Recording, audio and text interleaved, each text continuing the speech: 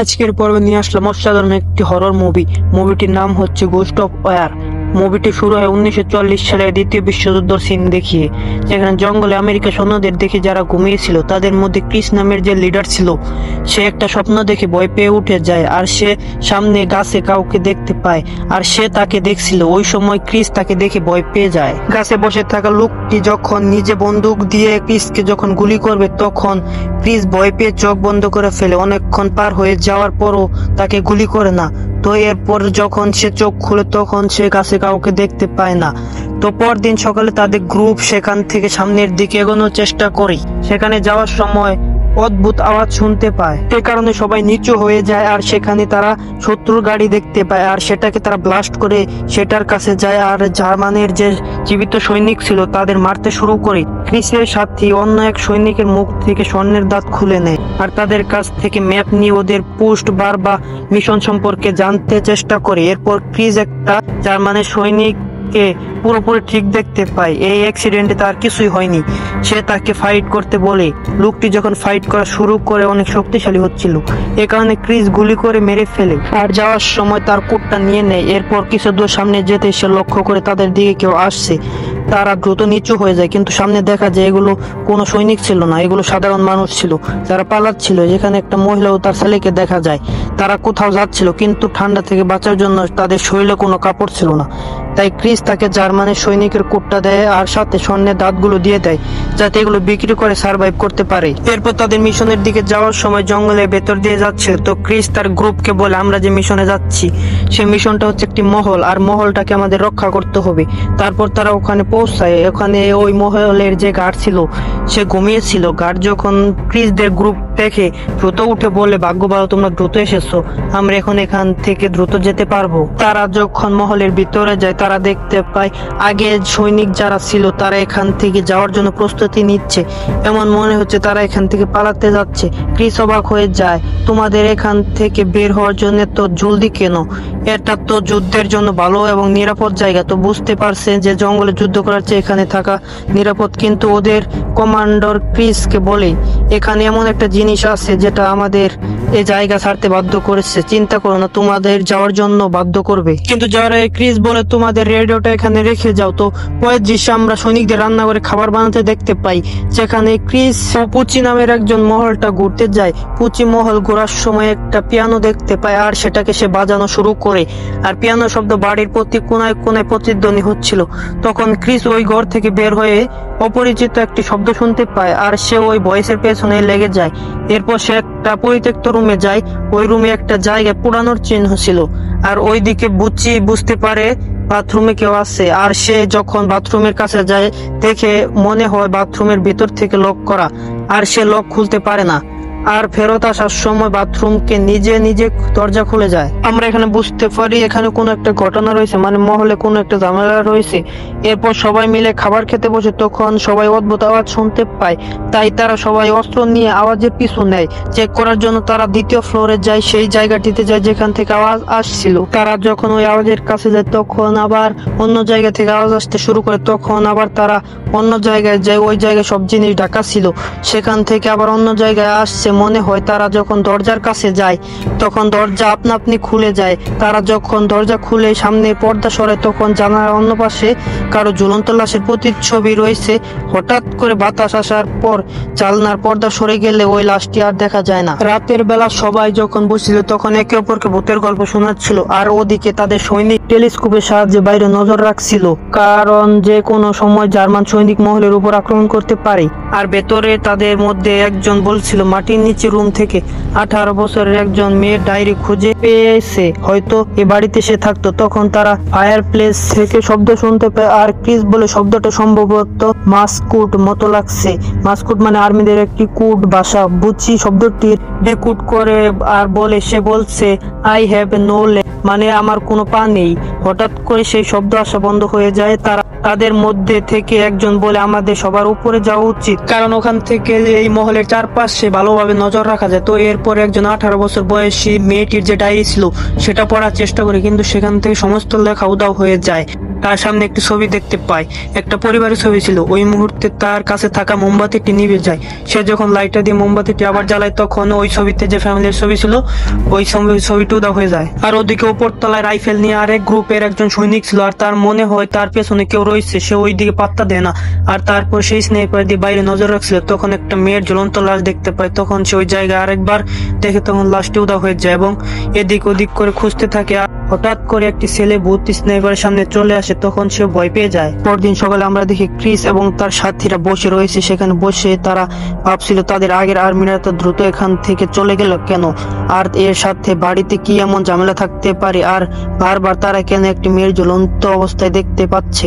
তখন সেই স্নাইপারওয়ালা লোকটি আসে। আগে সৈনিক এখান থেকে ভূতের ভয়ে যায়নি, কারণ কিছু ঘন্টা পর এখানে 50 জন জার্মান সৈনিক আক্রমণ করবে। তো এইসব বিষয়ে চিন্তিত হয়ে তাদের মধ্যে একজন সৈনিক বলে তাদের এখান থেকে জঙ্গলে পালিয়ে থাকা উচিত, যাতে জার্মান সৈনিকেরা আসলে তাদের দেখতে না পেয়ে চলে যায়। কিন্তু এর উত্তরে ক্রিস বলে আমাদের তাদের সামনে এই মহলকে রক্ষা করা উচিত। এজন্য তারা মহলের উপর দিকে যায়। সেখানে তারা একটা পেন্টাগ্রাম দেখতে পায়। পেন্টাগ্রাম মানে জাদুর সাইন। তো এই পেন্টাগ্রাম দেখে একজন সৈনিক বলে বাড়িতে থাকা লোকগুলোকে মনে হয় জাদুর সাহায্যে মারা হয়েছিল।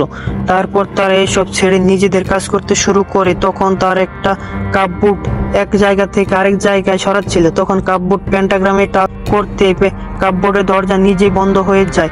এতে এক সৈনিকের হাত ভেতরে চলে যায় আর তার সবগুলো আঙ্গুল বাঁকা হয়ে যায়। আর অন্য সৈনিক ওই কার্ডবোর্ডের আয়নার মধ্যে একটি মেয়ের ঝুলন্ত লাশ দেখে, কিন্তু আবার ফিরে তাকায়, সেটা আবার দেখতে পায় না। তারপর আমরা ক্রিসদের দেখি তারা রেডিওতে তাদের ডিউটি এবং জার্মান সৈনিকদের ব্যাপারে কমান্ড নিচ্ছিল। তারা তখনই তাদের রেডিওতে অদ্ভুত রকমের আওয়াজ আসতে থাকে। ওই মেয়েটি বলতে থাকে আমি আসছি। তারা বুঝতে পারে মহলটি অনেক ভয়ানক। এসব পেয়ে তাদের মধ্যে একজন বলে জার্মান সৈনিক আসার আগে আমাদের এখান থেকে চলে যাওয়া উচিত। তখনই আবার ওই ফায়ার প্লেস থেকে একটা আওয়াজ আসতে থাকে, যেমন আগে এসেছিল। সেই আওয়াজটা ডিকোড করে বুচি লিখতে শুরু করে, আর তার ডিকোড করে বুঝতে পারে এর মানে হচ্ছে ইফ ইউ টাই, মানে তুমি এখান থেকে যদি যাও। এটা লেখার পরই হঠাৎ করে কোনো এক অদৃশ্য শক্তি তার হাতকে কন্ট্রোল করে ফেলে। পেজে অটোমেটিক লেখা হয়ে যায় উইল ডাই, তার মানে হচ্ছে তুমি যদি এখান থেকে যাও তাহলে মারা পড়বে। তো রাতের বেলা জার্মান সৈনিকদের সাথে লড়াই করার জন্য পুরো প্রস্তুত ছিল। দুজন উপরে ছিল আর বাকিরা নিচে ঢোকার রাস্তার সামনে লুকিয়ে ছিল। তখনই জার্মান সৈনিকেরা এখানে আসে আর তারা দেখতে পায় অনেক সংখ্যায় অনেক, আর বাকি সৈনিকদের খবর জানিয়ে দেয়। এরপর জার্মান সৈনিকেরা দ্রুত আক্রমণ করার জন্য গাড়ি থেকে বেরিয়ে এসে তারা দেখতে পায় দরজা জানলা বন্ধ। এটা দেখে তারা ভাবে এখানে হয়তো কেউ নেই, আর তারপর তারা এখান থেকে যেতে শুরু করে। তখন হঠাৎ করে মহলের ভেতর থেকে অজানা শক্তি অদ্ভুত আওয়াজ করে, যার ফলে জার্মান সৈনিকরা আবার ফিরে আসে আর তাদের মধ্যে থেকে একজন জানালা ভেঙে ভেতরে বোম ফেলে দেয়, যার উপর একজন আমেরিকান সৈন্য শুয়ে পড়ে। তারপর জার্মান সৈনিকরা ভেতরে আসতে শুরু করে।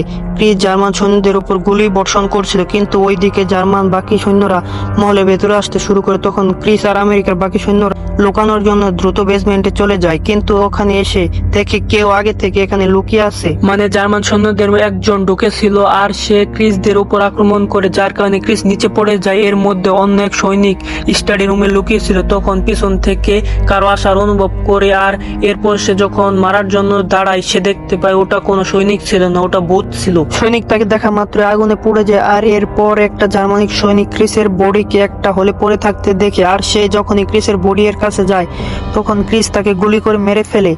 মানে ক্রিস এখানে মরার বান ধরেছিল। এরপরে দৃশ্যে দেখা যায় দুজন জার্মানি সৈনিক ক্রিসকে দেখে ফেলে, আর ক্রিস এর গ্রুপের একজন সৈন্য ওয়াশরুমে লুকিয়েছিল। সেখান থেকে সে ছোট বাচ্চাদের হাসির আওয়াজ শুনতে পায়। যখন সে বন্দুক তাক করে বাইরে এসে দেখে জার্মান সৈন্যকে কেউ পানিতে ডুবিয়ে মারছে, আর ওদিকে উপরে থাকা সৈনিককে ভয়ানক আওয়াজ শুনতে পায়। সেদিকে দেখতে এক জার্মান সৈনিককে ঝুলন্ত অবস্থায় পায়। এরপর দিন সকালে দেখি বুচি পুরোপুরি পুড়ে গিয়েছে আর সে মারা পড়বে। তখন তার অবস্থা দেখে ক্রিস বলে ওকে বিষ দিয়ে মেরে ফেলো। এরপর ক্রিস বাইরে এসে জার্মান সৈনিকদের জার্মানটাকে তাদের ডেড বডি রেখে দেয়, আর তাদের অনেক ডেঞ্জারাস ভাবে মারা হয়েছিল। তাদের অর্ধেককে মেরেছিল ক্রিসেরা আর অর্ধেককে মেরেছিল ভূতেরা। এসব কিছু দেখার পর ওরা বুঝতে পারে ভূত সিরিয়াসলি আছে, আর ভূতের সাথে এমন একটি ঘটনা ঘটেছিল যার জন্য জার্মান সৈনিকদের ওপর খেপা। তারা সিদ্ধান্ত নেয় ভূতেদের সাথে কথা বলবে। মনে হয় জার্মান সৈনিকের এই পরিবারে অনেক খারাপ ভাবে মেরেছে, যেমন ওই ডায়েরি থেকে জানতে পেরে পেরেছিল ওই পরিবারের বাবাকে জীবিত অবস্থায় স্টাডি রুমে জ্বালিয়ে দেওয়া হয়েছিল, সেখানে বুচি জ্বলে গিয়েছিল, আর তার ছেলেকে বাথটবে ডুবিয়ে মারা হয়েছিল, আর মেয়েকে ফাঁসি দেওয়া হয়েছিল। আর এই সব কারণে ডেড বডিগুলো বারবার তাদের সামনে আসছিল, আর তাদের ডেড বডি যেহেতু দাফন করা হয়নি বা ধর্মমিন দাফন করা হয়নি, এর জন্য তাদের আত্মা ভূত হয়ে গিয়েছে, আর তারা ভাবে দেহগুলো যদি কবর দেওয়া হয় তাহলে সব ঠিক হয়ে যাবে।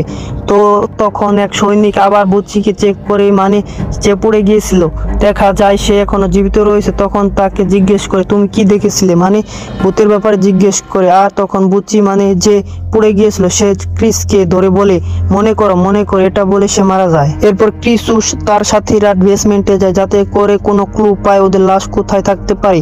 ওদের লাশ না পেলেও একটা ডায়েরি খুঁজে পায়, কিন্তু সেটি পুরোপুরি খালি ছিল।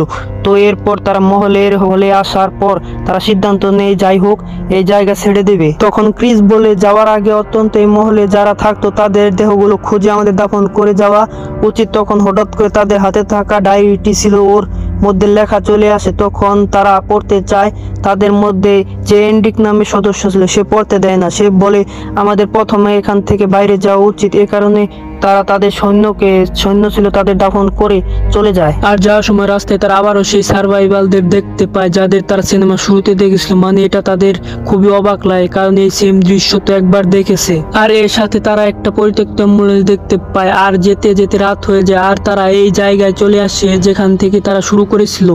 এরপর তারা সেখানে ঘুমিয়ে পড়ে, আর পরের দিন সকালে উঠে তারা মাটিতে একটি লেখা দেখে। আর দ্রুত সেখান থেকে পালাতে চায় শুরু করে। তারা যখন অন্য রাস্তায় যাচ্ছিল আবার তাদের সামনে এসে অ্যাম্বুলেন্সটা পড়ে, যেটা মল থেকে ফিরে আসার সময় দেখেছিল, তারা ওটাকে গুরুত্ব দেয় না। এভাবে তারা সামনে এগুতে এগুতে আবার মহলে চলে আসে। তারা বুঝতে পারে তারা একটা ফাঁদে আটকা পড়েছে। তারপর তারা ওই মহলে পাওয়া ডায়েরিটা থেকে তথ্য নেয়, আর জঙ্গলে যে লেখাটা ছিল সেটা ডিকোড করে জানতে পারে এটা একটা মুসলিম অভিশাপ। আর এই অভিশাপটা ছিল কেউ যদি খারাপ জিনিসকে বাড়তে দেয় তাহলে খারাপ জিনিসটি তার পিছনেই পড়বে। এর মানে হচ্ছে তারা এখান থেকে পালিয়ে গিয়েছিল, তো এই জন্য তারা এখান থেকে বেরোতে পারবে না। তারা ফাঁদে আটকা পড়ে গিয়েছে, তারা ভেবে নেয় আর কিছু করার নেই, এজন্য তারা মহলে ফিরে আসে। ক্রিস ওই ভূতেদের সাথে কথা বলার সিদ্ধান্ত নেয়, এজন্য সে মাটিতে আটা ছিটিয়ে রাখে। যখন ভূত আসে তখন ফ্লোরে তার চিহ্ন দেখা যায়। তারা দেখতে পায় ভূতটি ক্রিসের কাছে আসছে, আর তারপর ভূতটি হঠাৎ করে ক্রিসকে উঠিয়ে বাইরে নিয়ে যায়।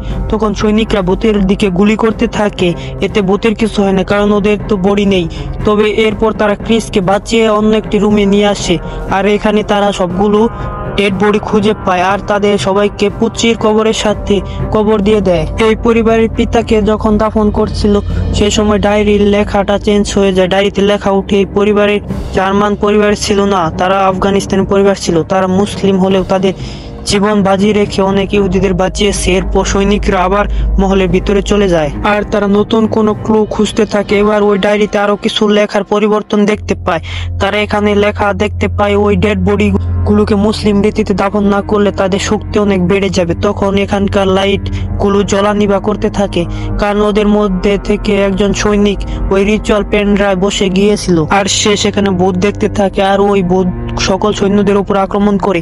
সৈনিকরা তখন তাদের বাঁচাতে ভূতের উপর গুলি করতে থাকে। ওই মুহূর্তে বুচির ডেড বডি আবার বলে এগুলো কোনো কিছু রিয়েল নয়, আর তারপর একটা ভূত ক্রিসকে আয়নার সামনে নিয়ে যায় আর তাকে কিছু মনে করতে বলে। তারপর আমরা দেখি ক্রিস চোখ খুলে, আমরা দেখি ক্রিসকে একটা হসপিটালের মতো জায়গায় রয়েছে, আর তার মাথার উপর কোনো একটি ডাক্তার রিসার্চ বা টেস্ট করছিল, এবং আমরা দেখি ক্রিসের আসলে পা নেই। তখন আমরা সবাই শক খেয়ে যাই। তখন আমরা পুরো সিনেমায় কি দেখলাম, তখন ডাক্তার তাকে বলে তোমার সবকিছু মনে পড়ে যাবে। আর এখানে তার মনে পড়ে সে আমেরিকার সৈনিক নয়, সে আফগানিস্তানের সৈন্য। সে একজন আমেরিকার ডাক্তারকে বাঁচিয়েছিল, আর আমেরিকার ডাক্তারকে নিয়ে একটা বাড়িতে এসেছিল, আর ওই মুহূর্তে আমেরিকার সৈন্যরা চলে আসছে। আমেরিকা সৈন্যরা ওই পরিবারের পিতাকে তেল ঢেলে মেরে ফেলে, আর মেয়েকে ফাঁসিতে ঝুলিয়ে দেয়, আর তাদের ছেলেকে পানিতে ডুবিয়ে মেরেছিল, ঠিক যেভাবে দ্বিতীয় বিশ্বযুদ্ধে জার্মানিরা ওই মুসলিম পরিবারকে মেরেছিল। তখন ডাক্তার তাকে বলে আমরা ব্রেনের উপর সিমুলেশন টেস্টের মাধ্যমে ওয়ার্ল্ড ওয়ার 2 এবং আফগানিস্তানের একটি কেসে কি হয়েছিল সেটা জানার জন্য পাঠিয়েছিলাম। তখনই আমরা দেখি ওই ফ্যাকাল্টিতে ওয়ার্ল্ড ওয়ার 2 ভূত গুলো চলে এসেছে, আর তখন ক্রিস ডক্টরকে বলে আমার সিমুলেশনটা আবার শুরু করতে, যাতে সে আবার ক্যাসেলে ফিরে ফিরে যেতে পারে এবং এবার নিয়ম মেনে ও যাতে ওদের দাফন করে আসতে পারে। তারপর আবার ক্রিস জঙ্গলে স্বপ্ন দেখে যেখান থেকে সিনেমা শুরু হয়েছিল। আর এখানে এসে ক্রিস গাছে থাকা ওই লোকটিকে জিজ্ঞেস করে, তুমি কে, তুমি কি চাও? আর এখানে সিনেমাটি শেষ হয়ে যায়। মুভিটি ভালো লাগলে অবশ্যই লাইক করবেন, আর চ্যানেলে যারা নতুন তারা অবশ্যই চ্যানেলটি সাবস্ক্রাইব করবেন।